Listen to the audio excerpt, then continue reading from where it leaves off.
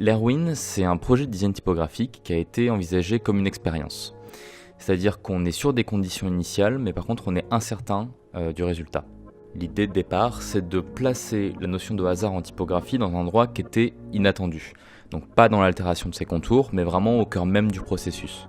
Et c'est là que nous est venue la notion de fonte quantique. Alors pas juste parce que ça sonne bien, mais parce que le quantique, c'est une physique riche en réflexion sur le hasard et l'aléatoire.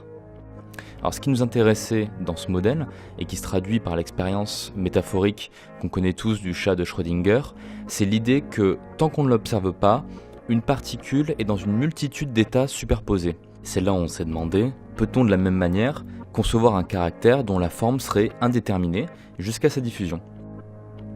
Alors l'Airwin, il est conçu comme une fonte variable, avec 4 extrêmes aux structures très différentes, mais au lieu de s'en servir pour générer de nombreux styles, une seule instance sera tirée au moment de sa mise en ligne, et une fois que le caractère unique sera choisi, on détruira les masters originaux, faisant de la fonte sélectionnée la seule itération qui sera jamais possible.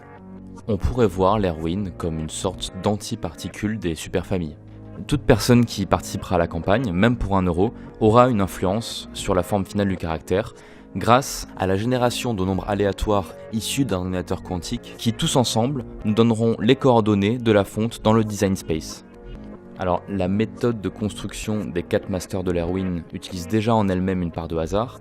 Ces lettres sont directement inspirées de signes que nous avons générés aléatoirement afin de se laisser surprendre par des formes nouvelles et en tentant de se libérer de certains a priori.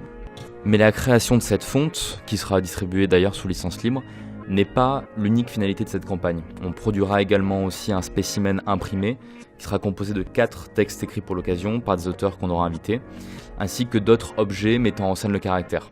On a des affiches, des normographes et même des sets de dégravés avec les chiffres de l'Airwin.